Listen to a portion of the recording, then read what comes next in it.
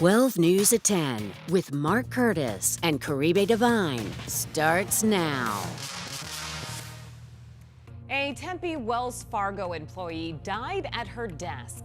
And 12 News is now confirming that it may have taken as many as 4 days for anyone in the office to notice. Good evening and thanks so much for joining us for 12 News at 10. I'm Caribe Divine. I'm Mark Curtis. It's a story we first reported yesterday. Tonight, Tempe police are confirming the timeline of when the woman clocked in to when her colleagues found the body. 12 News journalist Gabriela Becerra is in the studio with new details tonight. Gabby, 4 days. I mean, this poor woman went 4 days undiscovered. It's hard to believe. And that's a question many employees are asking themselves tonight. I spoke with an employee who said that she shared her perspective on the workplace environment, and they say it's a big building, but most people don't work there on a daily basis. A Wells Fargo employee went to work the morning of Friday, August 16th and never went home. Tempe police tell 12 News 60-year-old Denise Prudhomme scanned into work at 7 o'clock in the morning. 4 days later, police responded to the office building near Washington Street and Priest Drive for reports of a subject down. Prudhomme was declared dead. The Tempe Police Criminal Investigation Bureau is investigating, but do not suspect foul play. A Wells Fargo employee exclusively spoke with 12 News, but asked not to be recorded or identified out of fear for their job. They say a colleague found Prudhomme dead at her desk in a cubicle while walking around the building on Tuesday, August 20th. Prudhomme's cubicle was reportedly on the 3rd floor and away from the main aisle. This employee says several people had smelled a foul odor, but passed it off as faulty plumbing. They say while most Wells Fargo employees at this Tempe location work remote, the building has 24/7 security, and someone should have found Prudhomme sooner. The incident left several employees feeling scared and uneasy. This employee wants to see new safety protocols in place, telling me, quote, "It's negligence in some part." A different worker also spoke with 12 News anonymously. It was just uncomfortable. Again, calling on the company to do more. Body was there about 4 days before anybody found it, before anybody walked up to her and just to say hi, make sure she's okay. She was just laying on her desk. A Wells Fargo spokesperson previously sent 12 News a statement saying, in part, "We are deeply saddened by the tragic loss of our colleague at our Tempe office," adding counselors through our employee assistance consulting service are available to support employees. An employee tells me their direct management offered those services, addressed the incident, and told workers the building was thoroughly cleaned. And a Wells Fargo spokesperson did not have new information to share with me tonight. The Maricopa County Medical Examiner is investigating the cause of death. In studio, Gabriela Becerra, 12 News. All right, Gabby, thank you. Happening right now in Goodyear, police are actively searching for a suspect who they say pointed a gun at several people. Police are honing in on a neighborhood near Estrella Parkway and McDowell Road.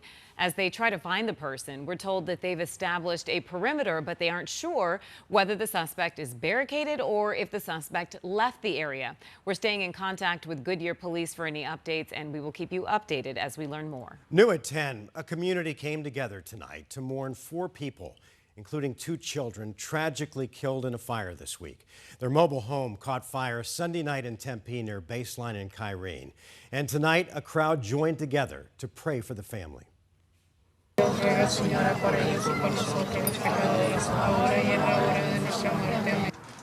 The victims are 3-year-old Ariareli Ruiz, 18-month-old Eleni Ruiz, their father, 24-year-old Enrique, and the mother, 51-year-old Monica. That's his mother.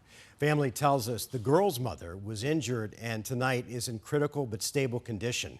Also, loved ones tonight held a candlelight vigil in their honor.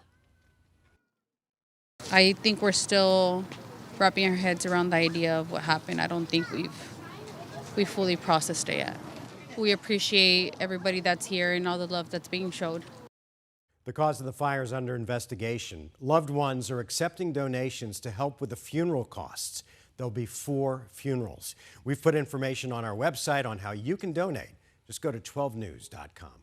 Two men were indicted today for allegedly murdering three people whose bodies were found after an Ahwatukee apartment fire. Police say that Chase Christman planned to rob the residents of the apartment near 48th Street and Warner back on July the 9th. Now, Dorian Rice is accused of being the getaway driver. The Maricopa County Attorney's Office says that each victim was stabbed and shot. Three pets also died in the fire. Both Christman and Rice are each being held on a $5 million cash-only bond. Well, starting tomorrow, multiple hotels inside of the Grand Canyon will close overnight for accommodations to fix a water line break. It's a pretty big one. Now, park officials say that they're implementing stage 4 water restrictions because of 4 breaks in the Trans-Canyon water line. They've been having issues with this since early July. Now, right now, no water is being pumped into either the south or the north rim. Overnight hotel accommodations located outside the park in Tucson are not being impacted. Let's check in with meteorologist Lindsay Riley for a quick look at your weather impact forecast. And Linz, how are things shaping up for tomorrow? Well, we are going to be heating things up, getting awfully close to 110 again tomorrow. Today we had some cloud cover. That's not going to be the case tomorrow. Bright sunshine expected across the lower deserts and western Arizona. Temperatures responding to that sunshine, reaching 109 in Phoenix, 108 in Gila Bend. We will have a couple thunderstorm chances around Flagstaff, Payson, Show Low, down through Safford, as well as Tucson. Here's our exclusive 12 News monsoon meter. We have a 0 in the valley, also for western Arizona. That means dry weather, but we will have some afternoon thunderstorms fire up along the rim and the White Mountains. That's where storms will be the most prevalent. Isolated chances north of I-40 and a couple down near Tucson.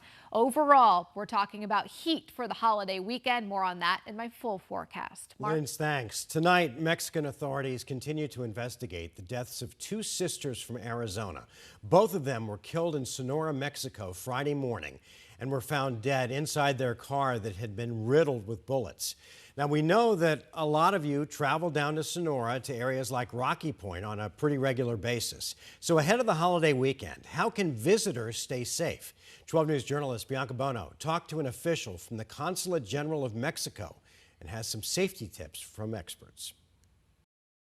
Tragedy striking near Arizona's southern border after 2 sisters, 72 and 82 years old, were attacked by armed men and murdered in Mexico. They were on their way to Caborca, Sonora, Mexico Friday morning, heading there on a highway from the border town of Sonoita, ultimately found dead inside this white Nissan Pathfinder, which had been rolled over and was riddled with bullets. Authorities locating a stolen truck with firearms and ammunition inside, believed to have been operated by the attackers. The criminals responsible still at large. We're very sorry for this. We weren't expecting anything like that to happen to anyone, not a Mexican national, not an American national. Maria Fernanda Araguin works at the Consulate General of Mexico's Phoenix office. She says she routinely gets questions from Arizonans seeking advice on how to safely travel to Sonora. She says popular vacation destinations there, like Rocky Point, are safe. It's better if you start early so you get to the place that you're going through during daylight. The second tip that I would say is to stop in public places. Right now, the U.S. Department of State has issued a travel advisory for Sonora, telling Americans to reconsider visiting the area due to crime and kidnapping. We tend to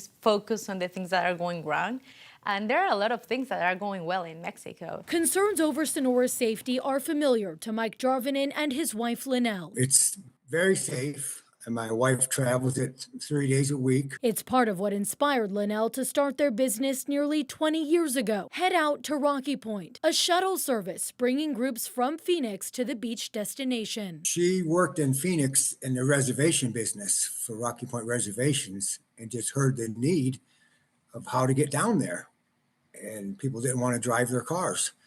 And they're a little leery about the whole situation, so we just started it. As Sonora's Attorney General and the FBI investigate the tragic deaths, looking to arrest the criminal group responsible, experts say there are ways to safely visit the area. The federal government and also the local governments have been working so hard to get security through everywhere in Mexico. In Phoenix, Bianca Bono, 12 News. All right.